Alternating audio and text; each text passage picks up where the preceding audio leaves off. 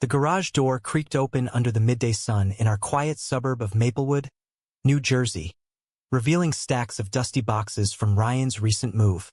I, Alex Thompson, a 35-year-old high school teacher with a wife and 2 kids, had offered to help my new neighbor unpack, figuring it was the neighborly thing to do.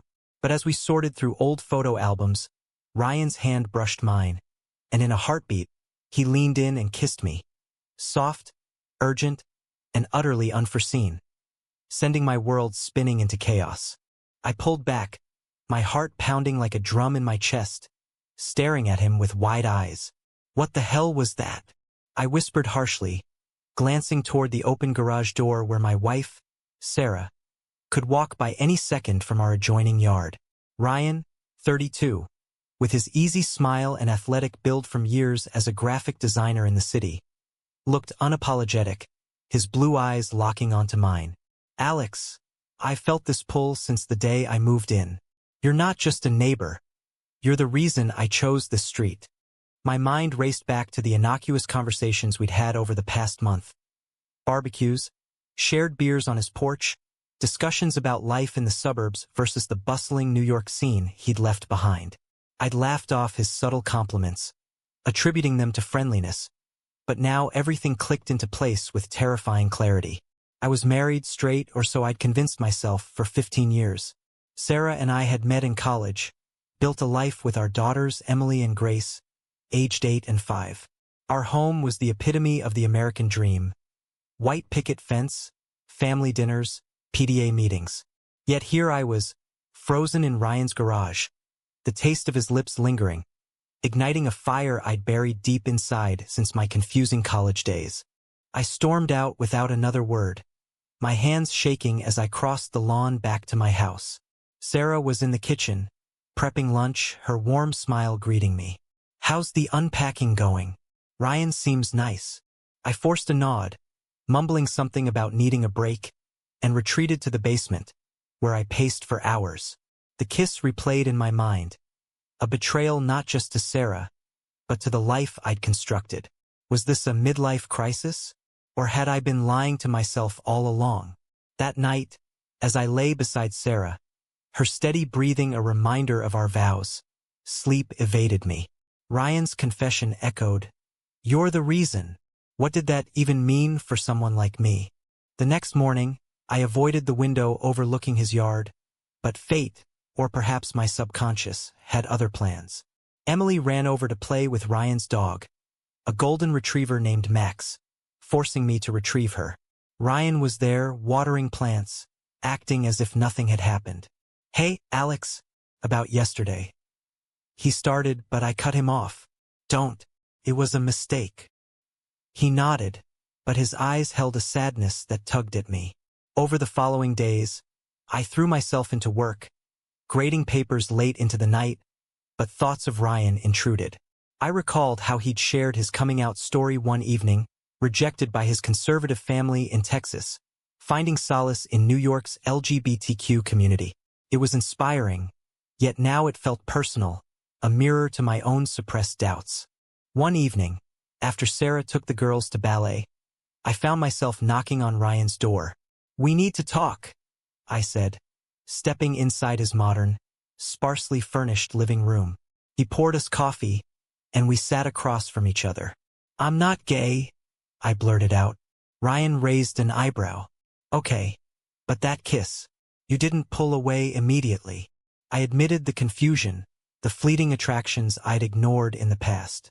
He listened without judgment, sharing how he'd spotted my internal struggle from our first chat.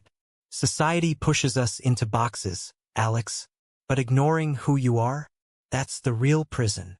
As we talked, the tension eased, replaced by a connection I'd never felt with anyone, not even Sarah. It wasn't physical, it was emotional, intellectual. Ryan challenged my views on marriage, family, and identity. "What if happiness means redefining everything?" he asked. I left that night more conflicted than ever, the weight of potential betrayal pressing on my chest. Back home, Sarah noticed my distraction. "Everything okay?" she asked, her concern genuine. I lied, hugging her tightly, but inside, a a storm brewed. How could one kiss unravel a decade of stability? Days turned into weeks, and I found excuses to see Ryan. Borrowing tools, discussing neighborhood issues. Each interaction deepened the bond, making the secret harder to bear. One afternoon, while fixing his fence together, our hands touched again, and this time I didn't pull away. It was a moment of surrender, brief but profound. "This can't happen," I whispered, but my actions said otherwise. Ryan pulled back. "I won't push you, but don't deny yourself." That night, guilt consumed me. Sarah and the girls were my world. Destroying that for an uncertain feeling seemed selfish, immoral. The internal battle raged. Duty versus desire. Societal norms versus personal truth. I researched online late at night. Stories of men coming out later in life, the devastation to families, the freedom found, terrified me. What price would I pay?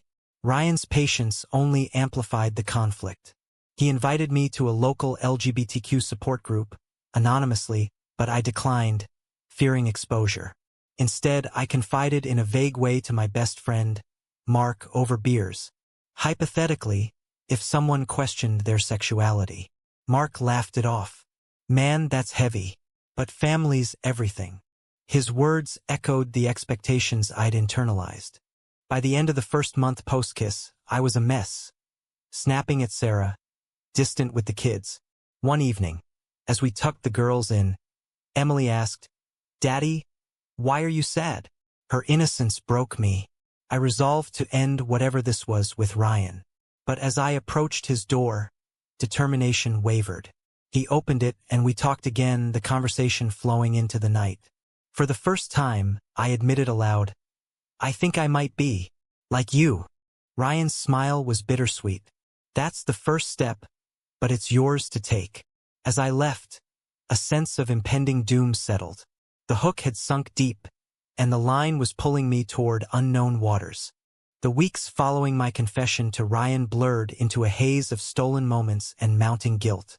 I'd sneak over under the guise of helping with home projects, our conversations delving deeper into personal histories. Ryan shared tales of his ex-boyfriend in New York, a relationship ended by distance but marked by genuine love.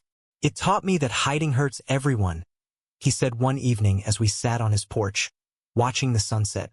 I nodded, but inside, the hypocrisy gnawed at me. Here I was, hiding from Sarah, the woman who'd stood by me through job losses and family deaths. Sarah began noticing the changes. "You're always at Ryan's. Is something wrong at home?" she'd ask, her voice laced with worry. I'd brush it off with excuses about male bonding, but her eyes held suspicion. Our marriage, once a safe harbor, now felt like a cage. Intimacy waned. I'd feign headaches or tiredness, unable to face her touch while my mind wandered to Ryan. The moral dilemma intensified. Was I cheating emotionally? The answer was yes, and it tore me apart. One Saturday, Ryan suggested a drive to a nearby park, away from prying eyes. "Just to talk," he assured.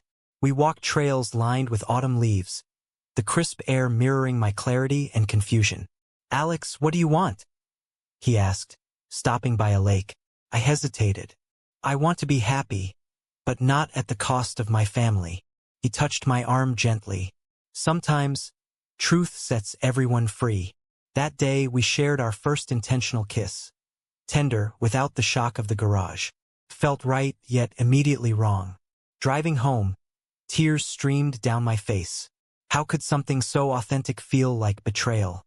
The pressure from society loomed large. In Maplewood, our community was progressive on the surface. Rainbow flags during Pride Month, but whispers about those people persisted in church groups and school events. My parents, devout Catholics in Philadelphia, would disown me if they knew. Marriage is sacred. My father had drilled into me. I imagined their disappointment. The family gatherings turned awkward. And the kids, how would Emily and Grace understand? Studies I'd read online warned of emotional trauma for children of divorcing parents, especially with added stigma. Ryan faced his own battles. His family had cut ties after he came out at 20, leaving him to rebuild alone. It was liberating but lonely, he admitted. His strength inspired me, but also highlighted my cowardice. One night, after a heated argument with Sarah over my absenteeism, I fled to Ryan's. "I can't keep this up," I confessed, breaking down. He held me, platonically, offering comfort. "Decide for yourself, not for others." But the choice felt impossible. Stay and suffocate or leave and destroy. As Thanksgiving approached, the tension escalated. Sarah invited Ryan over for dinner, unaware of the undercurrents. The evening was a minefield. Ryan charmed everyone, but our stolen glances spoke volumes. Later, in the kitchen, Sarah confronted me. "What's going on between you two? You're different." I denied it, but her tears revealed the crack in our foundation. That night, I slept on the couch, haunted by dreams of loss. The next day, I sought advice from an online forum anonymously. Responses varied: "Come out and live your truth," versus "Think of your vows. Divorce scars kids." It amplified the ethical quandary. Was self-discovery worth the pain inflicted? Ryan pushed gently. "Meet my friend, a therapist specializing in this." I agreed, attending a session in secret. The therapist, Dr. Ellis, probed, "What scares you most?" "Losing everything," I replied. She nodded. "But staying in denial loses you too." Emboldened, I began journaling my thoughts. Years of suppressed attractions, from high school crushes dismissed as admiration to college experiments chalked up to curiosity. It was cathartic but terrifying. One entry read, "Ryan makes me feel seen, alive. Sarah deserves better than half a husband." The realization hit like a freight train. I was gay, and denying it was killing my soul. But action lagged behind awareness. Christmas lights twinkled, mocking my inner darkness. Sarah planned a family trip, hoping to reconnect. I went along, faking enthusiasm, but my mind was with Ryan, who'd texted, "Miss our talks." The guilt peaked when Grace hugged me, saying, "I love you, Daddy. What price for authenticity?" A turning point came New Year's Eve. At a neighborhood party, Ryan and I stole away to his backyard. "This year, choose you," he urged. We kissed under fireworks, a moment of pure joy amid the storm. But as I returned to the party, Sarah's knowing look chilled me. "We need to talk," she said later. The confrontation loomed, and I knew the facade was crumbling. The new year dawned with Sarah's ultimatum: "Tell me the truth, or I'm taking the girls to my parents." We sat in our living room, the clock ticking like a bomb. I confessed partially, emotional confusion, friendship with Ryan turning complicated. "Are you gay?" she asked, voice trembling. Couldn't lie anymore. "I think so." Her world shattered. Tears flowed. Accusations flew. How long? Was our life a lie? I assured her our love was real, but incomplete. She stormed out, leaving me alone with the wreckage. The next days were hell. Sarah moved to the guest room, communicating only about the kids. Emily sensed the tension. "Why is Mommy sad?" I deflected, but the damage was done. Ryan offered support via texts, but I pushed him away, blaming him inwardly for appending my life. "This is your fault," I snapped one call. He hung up, hurt. Isolation set in. Friends noticed our strain, but I couldn't confide. Seeking solace, I attended the LGBTQ support group Ryan recommended. Stories of others mirrored mine. Late bloomers facing family backlash, societal judgment. One man shared losing custody battles due to bias. Scared me, but also empowered. "Coming out is messy, but necessary," the leader said. I left with resolve, but doubt lingered. Reconnecting with Ryan, I apologized. We met at a coffee shop outside town. "I'm scared," I admitted. He nodded. "Me too. But I love you." The words hung heavy. Love felt true yet premature amid chaos. We decided to proceed cautiously, no physical involvement, just emotional support. But secrets have a way of unraveling. Sarah hired a lawyer signaling divorce. "For the kids' sake, we co-parent," she said coldly. The news devastated me. Visions of split holidays, awkward pickups flashed. My parents, informed by Sarah, called furious. This is a phase. Think of your soul, Dad yelled. Mom cried, invoking religion. The familial pressure crushed. Disinheritance threatened. Eternal damnation warned. Society's lens sharpened. At work, rumors spread after a colleague saw me with Ryan. The principal pulled me aside. Personal life stays personal, but parents complain. Homophobia veiled as concern. I defended myself, but the stigma stuck. Students whispered. I felt exposed, vulnerable. Ryan faced backlash too. His job, remote but client-facing, suffered when a conservative client discovered his orientation via social media. We can't associate, they said. He shrugged it off, but I saw the toll. This is the price of visibility, he remarked. Our bond deepened through shared adversity, but at what cost? One weekend, custody discussions turned ugly. Sarah accused me of abandonment. You chose him over us. The lawyer mediated, but emotions ran high. I fought for joint custody, citing my paternal devotion. But doubts crept. Was I fit amid this turmoil? A pivotal moment arrived during a family mediation. Sarah revealed she'd known about my struggles for years, from browser histories I'd forgotten to clear. I hoped it'd pass. Her forgiveness mixed with hurt. We agreed to therapy, couples, and individual. Dr. Ellis expanded sessions, exploring my identity. Repression leads to explosion, she noted. Progress was slow. Ryan waited patiently, but impatience grew. How long can we hide? He asked during a clandestine walk.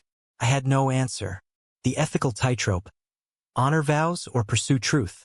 Betray Sarah further or deny Ryan? Spring brought renewal, but not for us.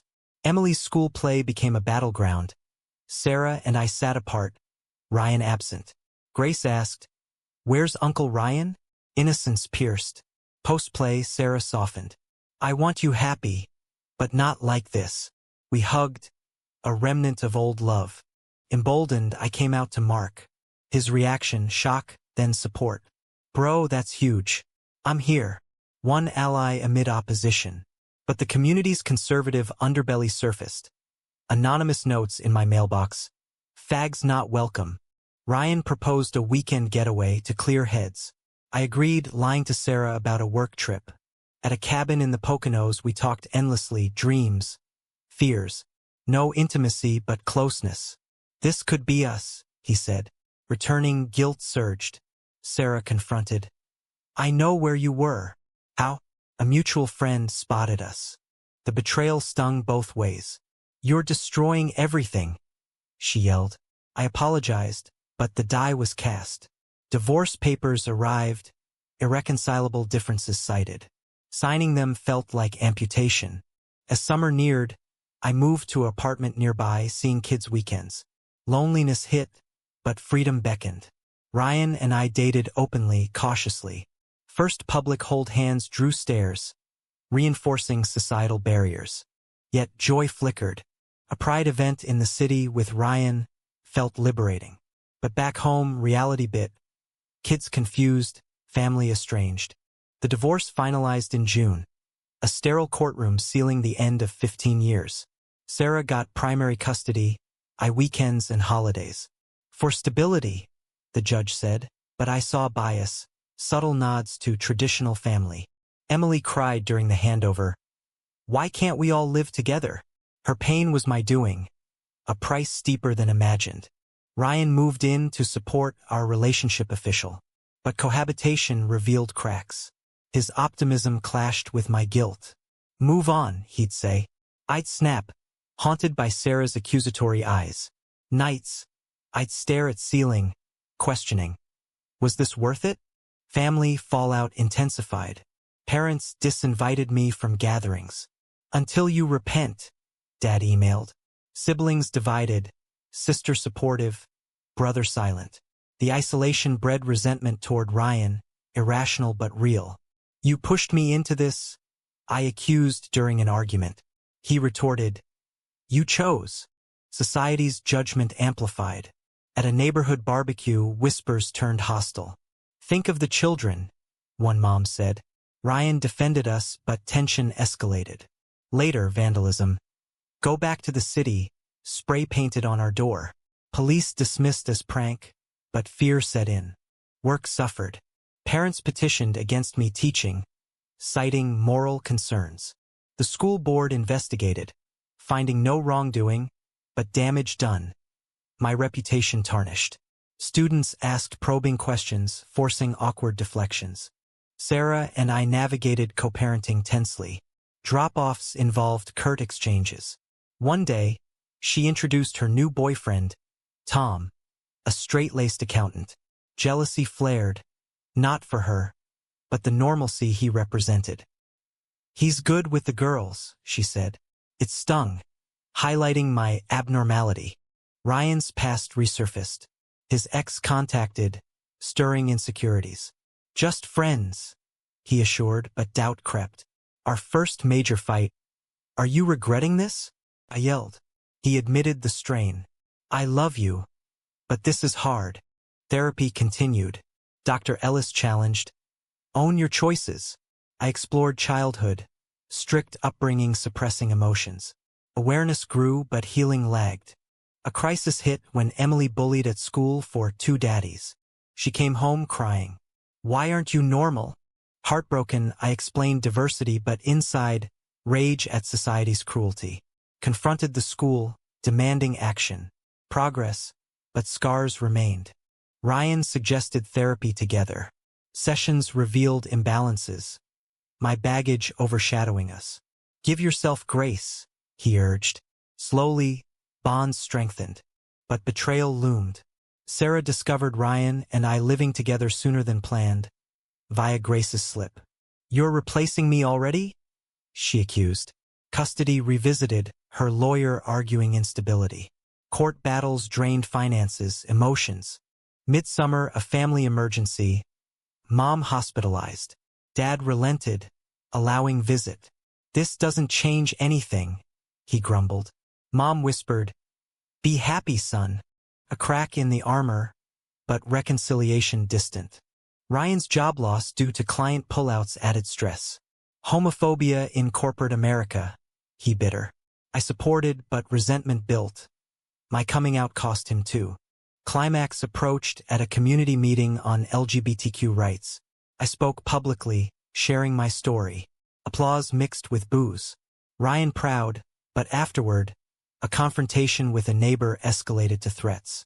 Police involved, charges dropped, but safety compromised. Deciding to move, we eyed the city, more accepting. But leaving kids behind? Agonizing. Sarah opposed, fearing distance. Internal conflict peaked. Had I chosen wrong?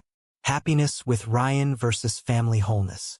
One night, alone while Ryan visited friends, I contemplated returning to Sarah. Impossible but tempting. Ryan returned, sensing turmoil. We fight through, he said. We recommitted, but the price tallied. Lost friends, strained family, scarred children. As fall neared, a tentative peace. Kids adapted, calling Ryan friend. Sarah thawed, inviting us to Grace's birthday, awkward, but civil. Yet doubts lingered. Was authenticity worth the wreckage? Autumn leaves fell like discarded dreams as tensions boiled over. Ryan and I settled into city life, a small apartment in Brooklyn offering anonymity. But distance from the kids amplified guilt. Weekend visits rushed, emotional. Emily's resentment grew. You left us. Therapy helped, but progressed slow. A bombshell. Sarah pregnant with Tom's child. We're engaged, she announced during a co-parenting call. Shock hit. My old life moving on without me. Ryan comforted, but envy surged. Happy for her? He asked. I lied. Jealousy poisoned us. Arguments escalated. You miss straight life, Ryan accused. Truth, I did, the simplicity. Our love tested by external pressures. Family reconciliation attempted. Thanksgiving invite from parents. Conditional. No, Ryan. I declined, choosing him. You're dead to us, Dad said. Heartache profound. Society struck again. At a pride parade we marched. Photos went viral locally. Backlash. Hate mail, online trolls. Ryan's new job threatened. Why publicize? I blamed. He countered. Hiding validates them. Betrayal came from within. Stressed, I confided in Mark, who leaked to Sarah. Unintentionally? She used it in custody push, claiming instability. Trust shattered. Friends betray, Ryan noted bitterly. Climax. A heated confrontation with Sarah at her home. You ruined our family, she screamed. Tom intervened, fists nearly flying. Police called, no arrests but humiliation complete. Ryan and I hit rock bottom. Is this worth it? I asked. He paused. Love is, but maybe not us. The words gutted. We separated temporarily, he to a friend's, me alone. Isolation forced reflection. Journals revisited. Journey from denial to acceptance. But at what cost? Moral quandary. Self over others selfish? Reunion attempt. I sought Ryan. I choose us, I said, but damage done.